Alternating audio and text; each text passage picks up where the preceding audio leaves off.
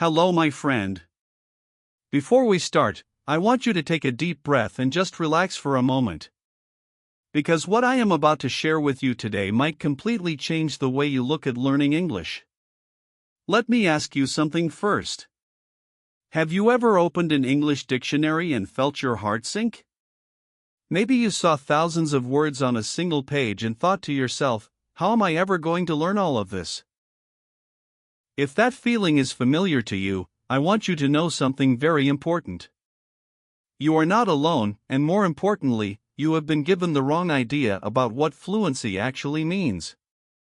Here is a fact that might surprise you.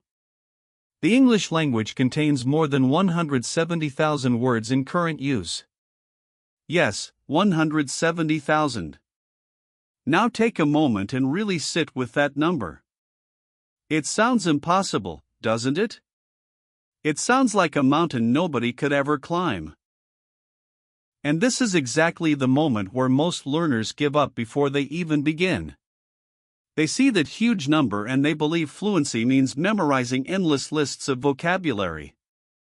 So they buy thick vocabulary books. They download flashcard apps. They try to memorize 20, 30, even 50 new words every single day. And after months of this exhausting effort, something strange happens. They still freeze when someone asks them a simple question in English. Why does this happen? Because the real secret of fluency was never about the number of words you know. It was always about how effectively you use a small, powerful set of words. And today, I am going to reveal that secret to you. You do not need 170,000 words. You do not even need 10,000. You need only 521 carefully chosen words, used again and again with real confidence. Part 1: The Truth About Vocabulary. Let us slow down and understand why this idea is so powerful. Linguists who study everyday spoken language have discovered something remarkable. In normal daily conversation, native speakers rely on a surprisingly small pool of words. Words like go, come, get, make, do, see, want, need to, feel, and think appear again and again in almost every single conversation you can imagine. Add to this a handful of simple adjectives like good, bad, happy, tired, busy, easy, and difficult, and you already have the raw material for thousands of real sentences. Think about this for a moment. A farmer speaking to his neighbor, a mother speaking to her child, two friends chatting over coffee, none of them are using rare, complicated vocabulary. They are using the same core words over and over, arranged in different, natural ways. This is the hidden truth about spoken language that vocabulary books never tell you. Fluency is not about the size of your word collection. Fluency is about your comfort and speed in using the words you already have. Now, here is where many learners make a critical mistake. They confuse knowing a word with owning a word. You might recognize the word improve when you read it in a book. But can you use it instantly, without hesitation, in a real sentence, in a real conversation? That is the difference between passive knowledge and active language. And this is precisely the gap that the 521-word method is designed to close. Part 2: What are these 521 words? So what exactly are these 521 words? They are what linguists call high-frequency words, the words that appear most often across everyday spoken and written English. This group includes simple pronouns such as I, you, he, she, we, and they. It includes essential verbs such as go, come, eat, drink, work, sleep, live, and love. It includes common adjectives such as big, small, new, old, easy, hard, hot, and cold. And it includes everyday nouns such as time, money, home, food, family, and job. Notice something important here. You already know almost every single one of these words. This is not new vocabulary I am asking you to memorize.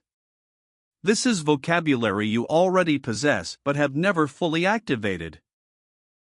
The challenge was never learning these words. The challenge was learning how to use them fluently, quickly, and without fear. Let me give you a small taste of how powerful this can be. With just the words I, want, go, and home, you can already say, I want to go home.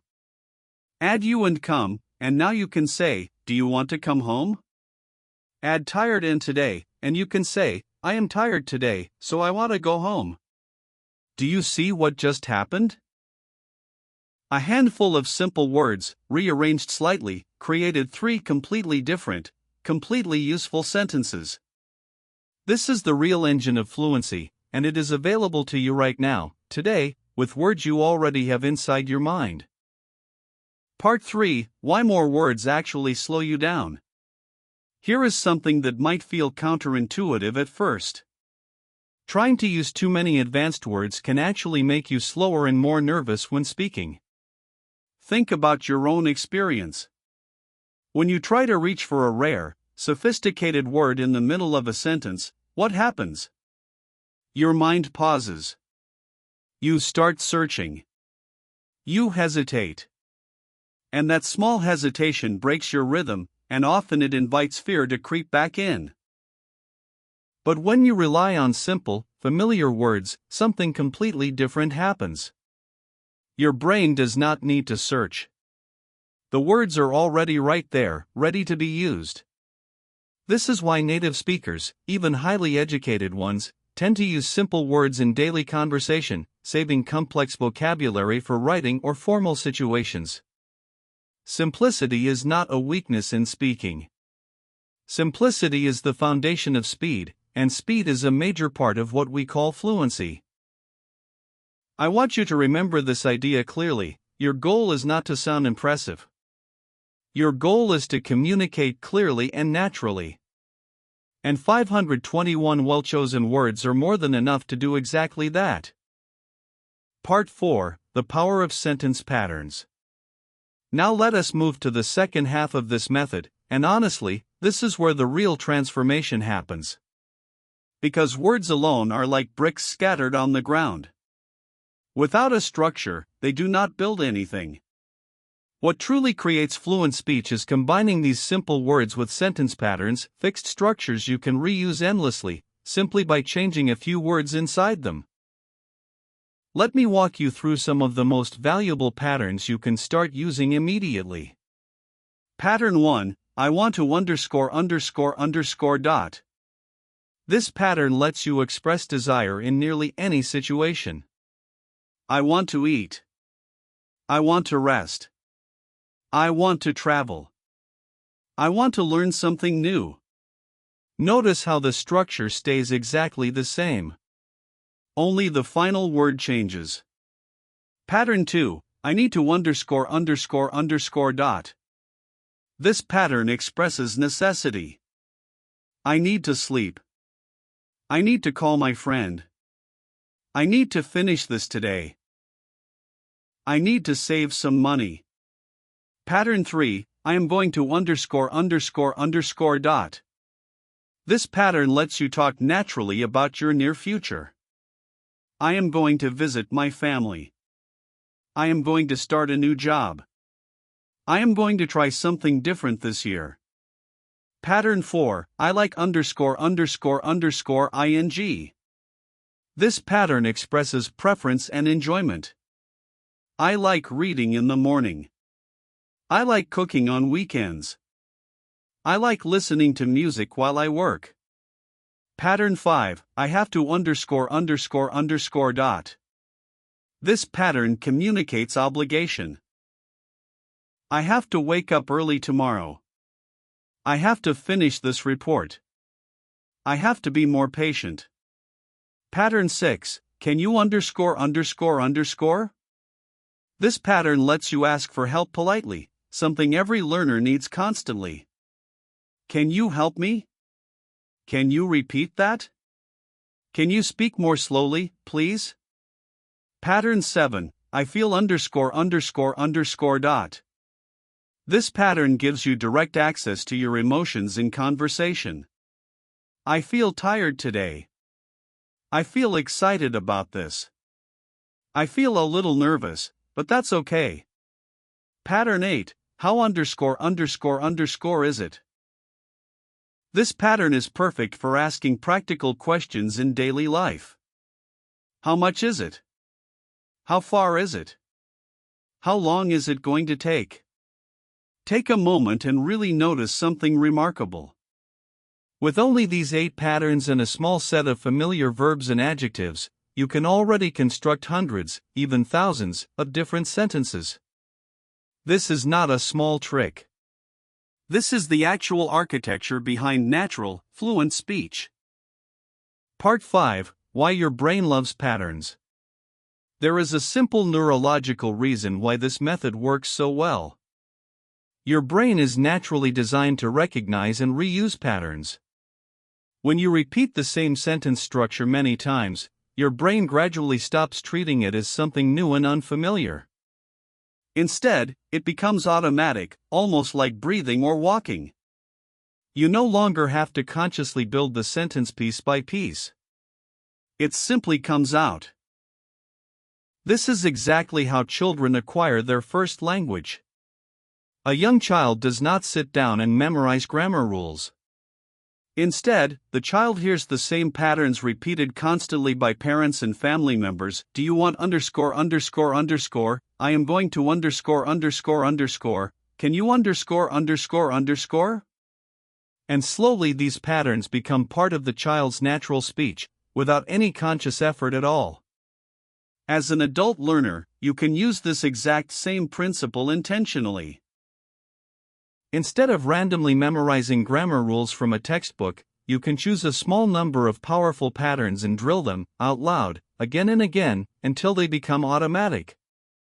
This is far more efficient, and honestly, far more enjoyable than traditional grammar study.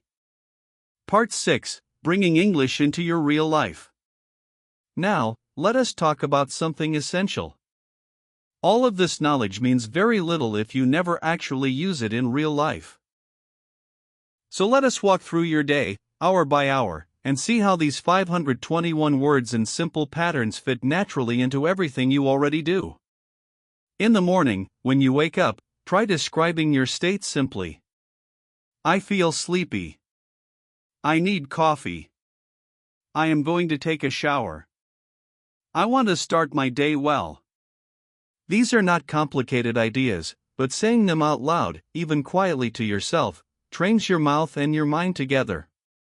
On your way to work or school, I am going to work. I need to hurry. I feel a little tired today, but I am okay.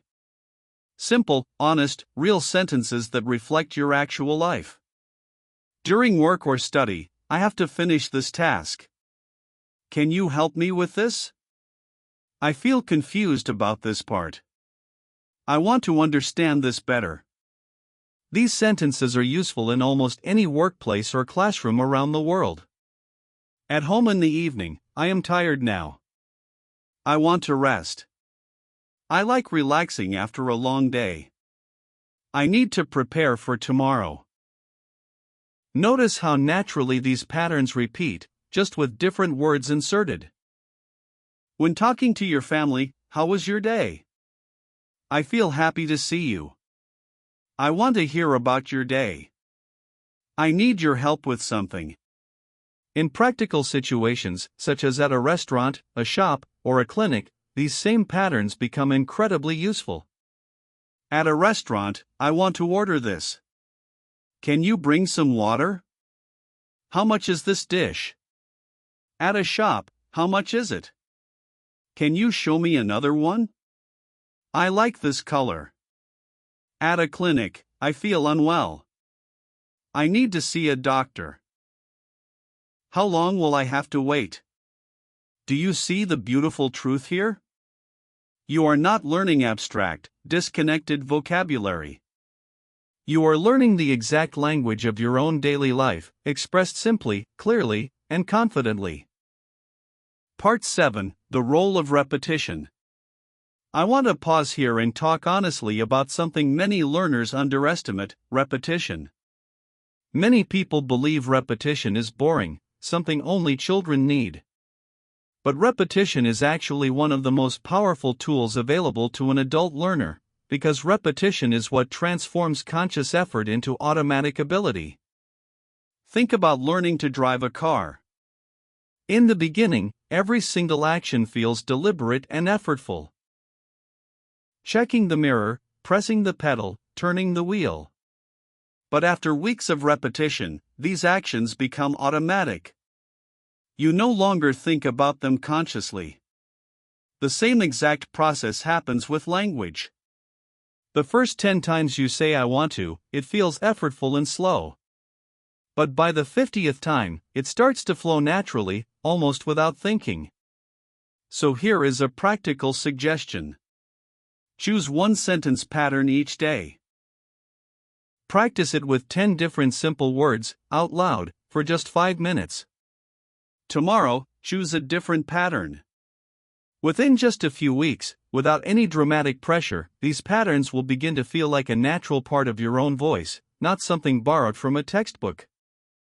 Part 8: Understanding and Releasing Fear. Now, let us talk about the emotional side of this journey, because no method, no matter how effective, works fully if fear is standing in the way. Almost every learner I have ever spoken with shares the same quiet worry: what if I make a mistake? What if people laugh at me? What if my grammar is wrong? I want you to consider something honestly. When a small child learns to speak, they make constant grammar mistakes. They might say "I go to the park" instead of "I went to the park." Do the adults around that child stop and criticize harshly? No. They smile, they understand, and naturally, over time, the child's grammar improves through exposure and gentle correction, not through fear. As adult learners, we often place enormous, unnecessary pressure on ourselves to be perfect from the very first sentence. But real fluency was never built through perfection. It was built through consistent, imperfect practice. Every native speaker you have ever admired went through an early stage filled with mistakes, hesitation, and awkward pauses.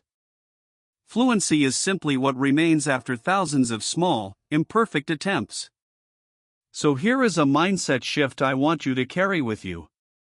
Instead of asking yourself, "Was that sentence correct?" ask yourself, "Was my message understood?" If someone understood what you meant, you succeeded, even if a verb tense was slightly wrong. Communication, not perfection, is the true measure of progress. Part 9: Building Confidence Through Small Actions. Confidence is often misunderstood. Many people believe they need to feel confident first, and only then will they be able to speak. But in reality, the process works in exactly the opposite direction. Confidence is not something you wait for. Confidence is something you build, sentence by sentence, action by action. Think of confidence like a muscle. You do not develop strength by waiting to feel strong. You develop strength by lifting something, even something light, again and again.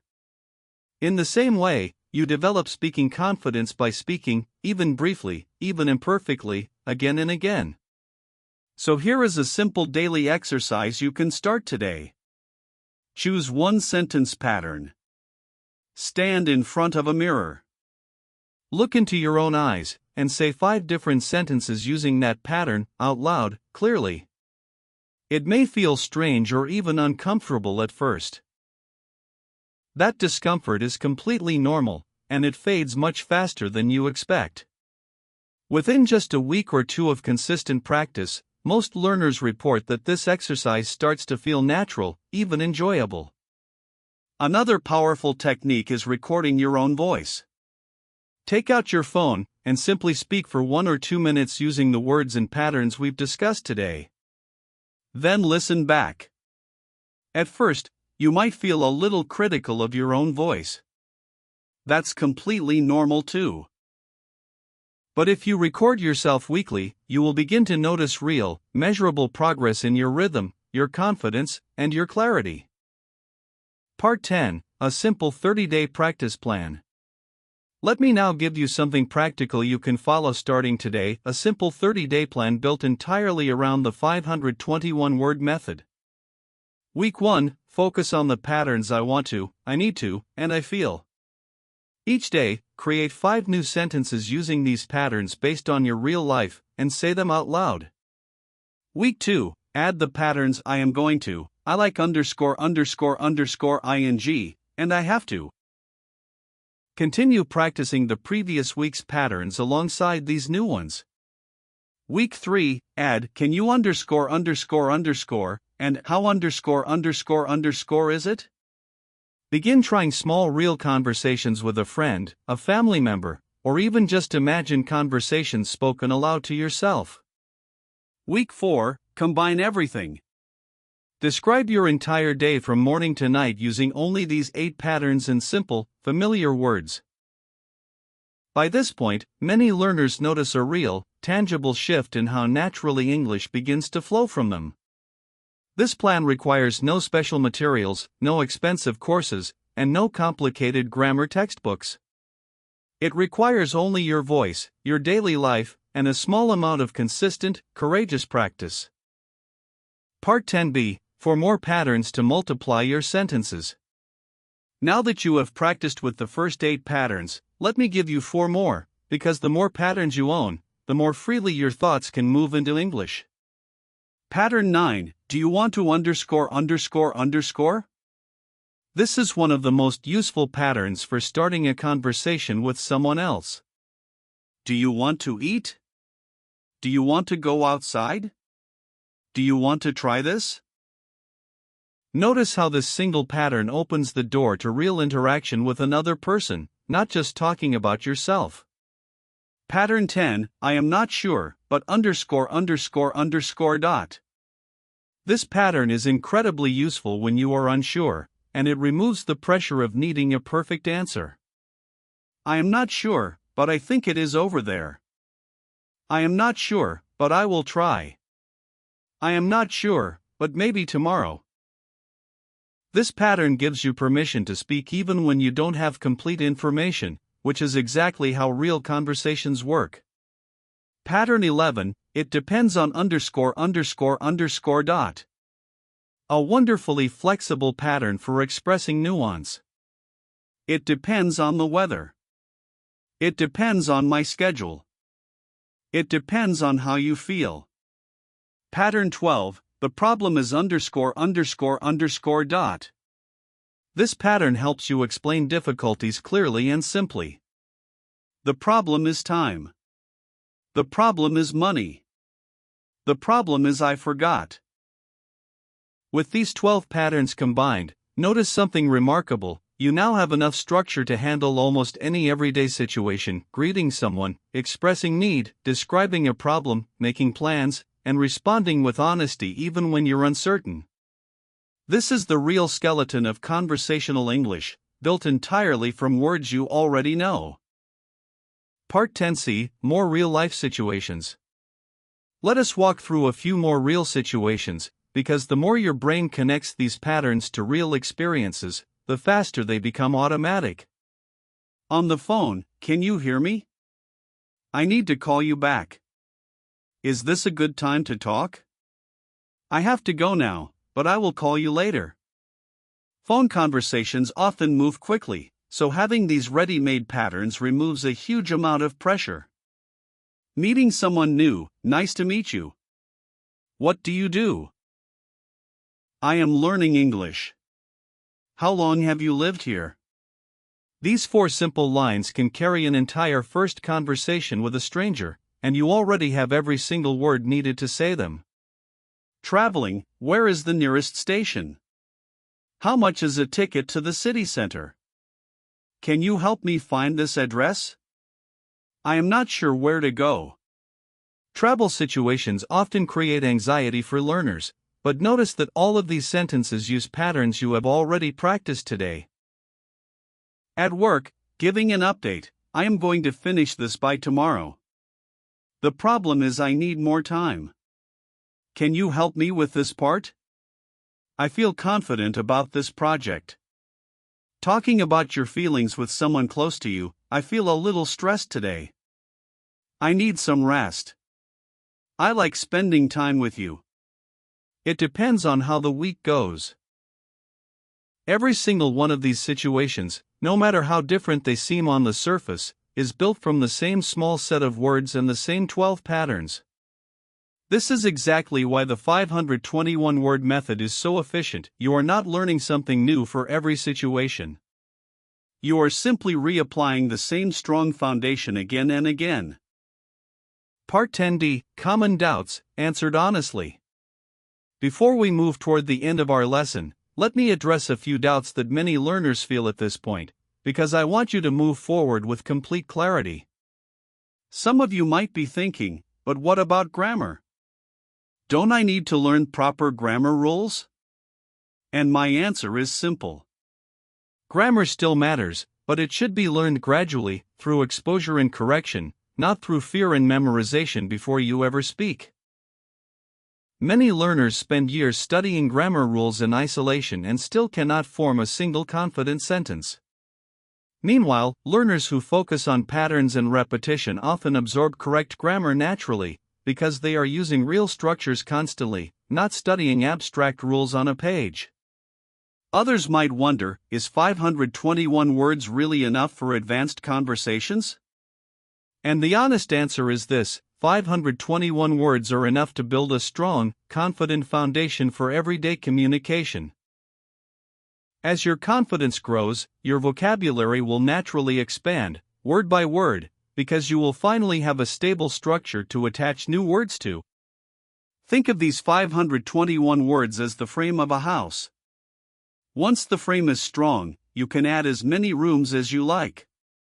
But without the frame, extra rooms have nowhere to stand. And finally, some of you might be thinking, this all sounds simple, but will it actually work for me? I want to be honest with you. This method works because it removes unnecessary complexity and replaces it with consistent, repeated action. It has helped countless learners move from silence to confident conversation, not because it is magical, but because it is realistic, practical, and built around how your brain naturally learns. Part 10E, the shadowing technique. There is one more practice technique I want to give you before we continue, because it works beautifully alongside everything we've covered so far. It is called shadowing. Shadowing simply means listening to a short sentence spoken by someone else, and then repeating it immediately, matching the rhythm and melody of their voice as closely as you can. Here is how you can do it with your own daily patterns. Say the sentence, I am going to eat breakfast, slowly and clearly. Then record it on your phone. Later, play it back, and try to repeat it in perfect rhythm, right alongside the recording, almost like singing along to a song. This trains not just your vocabulary and grammar, but your actual mouth muscles and your natural rhythm of speech, which is something textbooks can never fully teach you. You can shadow short lines from simple English videos, podcasts, or even children's shows. The goal is never to understand every single word perfectly. The goal is to train your mouth to move the way a fluent speaker's mouth moves. Do this for just 5 minutes a day, and within a few weeks, you will likely notice that your pronunciation feels smoother, and your sentences flow with a more natural rhythm. Part 10F. What to do when you make a mistake in public. Let us talk honestly about something that worries almost every learner. Making a mistake while speaking in front of other people. Imagine this scenario. You are speaking with a colleague, and halfway through your sentence, you realize you used the wrong verb tense. What should you do? Here is the simple truth.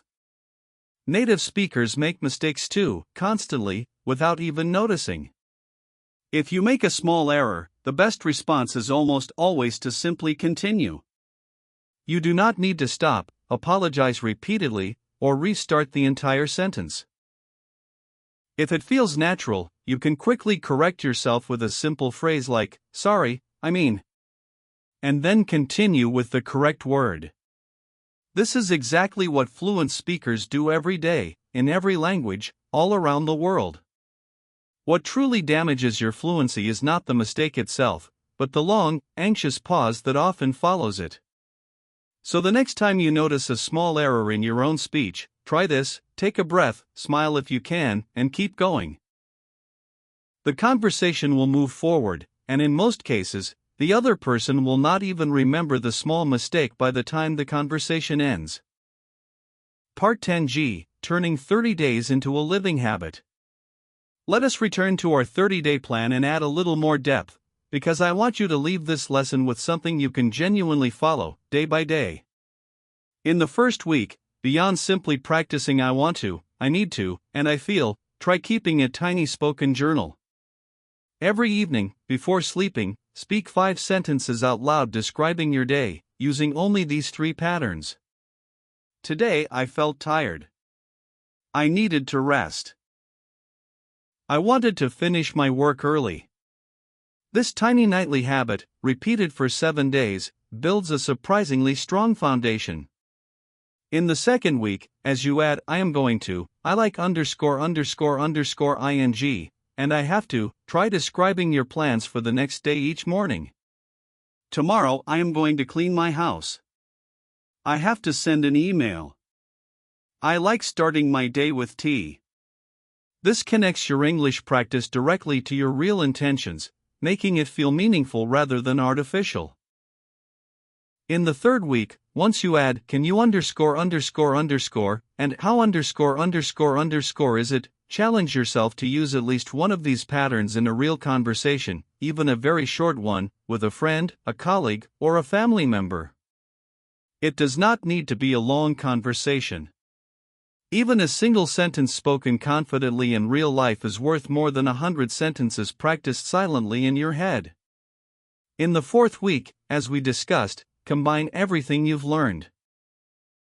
But this time, try describing not just your day, but also your feelings about your progress. At first I felt nervous, but now I feel more confident. It depends on the day, but I am improving. The problem was fear, not English. Notice how naturally these patterns can now express something meaningful and personal, not just simple daily facts. Part 11, A Story Worth Remembering. Let me share a quick story with you. I once spoke with a learner who had studied English for nearly 10 years. She had an impressive vocabulary and could read complex articles with ease. Yet in conversation, she would freeze, searching desperately for advanced words, trying to construct perfectly grammatical sentences in her head before speaking a single word. I encouraged her to try something different. For 30 days, I asked her to abandon her advanced vocabulary lists completely and instead practice only simple sentence patterns, using words she already knew perfectly well. At first, she felt almost embarrassed, as if she were regressing. But within 2 weeks, something shifted. She started responding instantly in conversations, without that long uncomfortable pause. Her sentences were simpler, yes, but they were fast, natural, and completely understood. By the end of the month, she told me something I will never forget. She said, I finally understand. I was never missing words.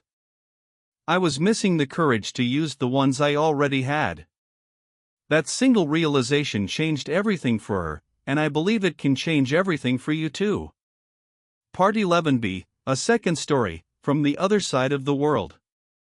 Let me share one more story, because I think it will speak directly to many of you listening right now. A young man once wrote to me from a small town, explaining that he had failed an English speaking test 3 times. Not because he lacked intelligence, but because every time he sat in front of the examiner, his mind went completely blank, even though he had studied grammar books for years. I asked him to try something unusual for 30 days. Forget the grammar books completely.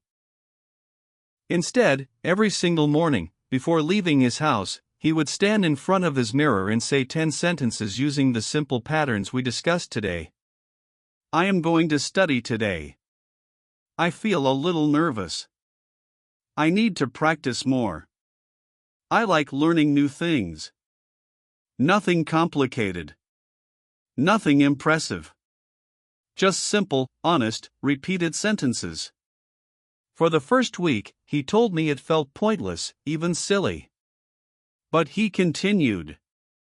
By the second week, something shifted.